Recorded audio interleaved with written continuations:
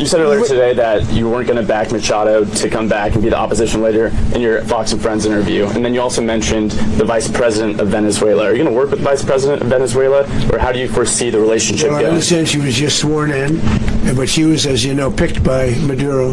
So Marco's working on that directly. He just had a conversation with her, and she's essentially willing to do what we think is necessary to make Venezuela great again. Very simple.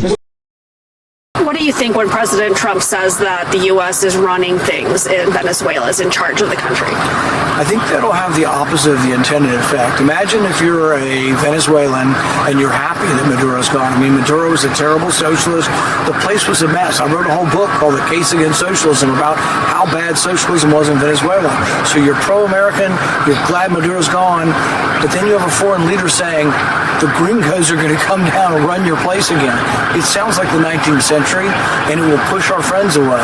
So while I wasn't for the invasion, if you want to make it better, you should be saying as soon as possible, this is your country. We're going to let you make decisions on the oil. We aren't coming to take your oil. We aren't coming to tell you what to do. It will have the opposite of the intended effect. It will drive a wedge between us and potential future leaders of Venezuela. So I hope it will stop. Do you see Graham's fingerprints in all this? Yeah, there needs to be a law, and he needs to be banned from going to the White House. President, does the U.S. running the country mean that U.S. troops will be on the ground? How will that work? Well, you know, they always say boots on the ground. Oh, so we're not afraid of boots on the ground if we have to have. We had boots on the ground last night at a very high level, actually. We're not afraid of it. We don't mind saying it. But we're going to make sure that that country is run properly. We're not doing this in vain. This is a very dangerous attack. This is an attack that could have gone very, very badly. Could have gone very badly. We could have lost a lot of people last night. We could have lost a lot of dignity. We could have lost a lot of equipment. The equipment is less important, but we could have lost a lot. And we're going to make sure that this is proper. We're there now. We're ready to go again if we have to.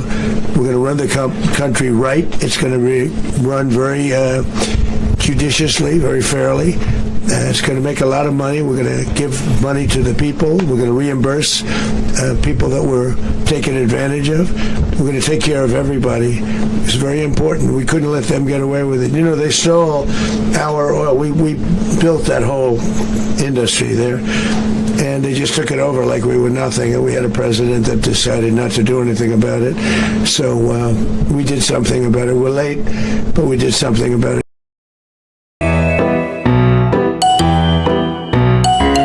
Barry, look at your Lego house. It's tiny. A disaster. I'm building a skyscraper out of mega blocks. It's going to be the biggest thing this daycare has ever seen. Donnie, that's not a skyscraper. That's a pile of plastic you've been drooling on for 20 minutes. Let's be honest, you can't even count to 10 without taking a nap. Wrong! I can count to 1 billion. I'm a stable genius at shapes. You're just mad because you can't fit the square peg in the circle hole. You have zero hole-in-one energy. The square doesn't go in the circle, Donnie. That's called physics. But I guess you're too busy trying to trade your dirty diaper for a chocolate milk to understand that. My diaper's the cleanest. People are saying it's the most fragrant diaper in history. You're just a hater because your mom still cuts the crusts off your sandwiches. At least I don't try to fire the teacher every time she tells me it's cleanup time. You're one juice box away from a total meltdown, and we all know it. Meltdown? Please. I don't melt down. I negotiate. And guess what? I already won snack time. I've got 2 juice boxes and a fruit roll-up. Total landslide. Those aren't negotiations, Donnie. You just screamed until the teacher gave up. That's not leadership, that's nap time terrorism. Fake news. The teacher loves me. She said I'm very advanced for my age, very presidential.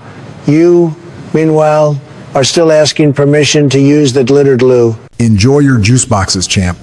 When Sugar Crash hits, I'll be over here calmly coloring inside the lines, running this playground while you're face down on your mat. Face down? Please. I strategically recharge. It's called a power nap. Very elite, very efficient. Sure, Donnie. You nap. I'll brief the stuffed animals, pass the snack bill, and still make it to story time. Doesn't matter. When I wake up, I'm taking credit for everything you did. That's fine. History class starts after nap time anyway.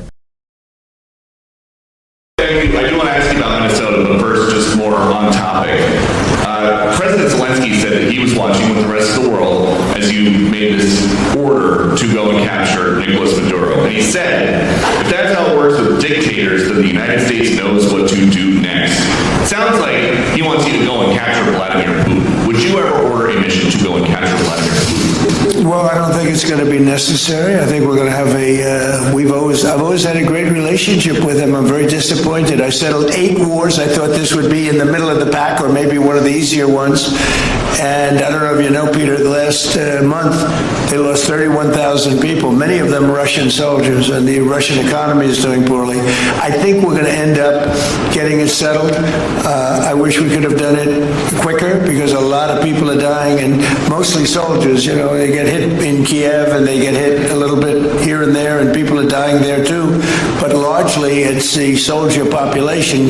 When you have 30,000, 31,000 soldiers dying in a period of a month, 27,000 the month before, 26,000 the month before that, that's bad stuff. So President Biden gave $350 billion to Ukraine to fight, and we would never get that back, although I did make a rare earth deal to get it back, so we will be getting it back, but shouldn't have done that.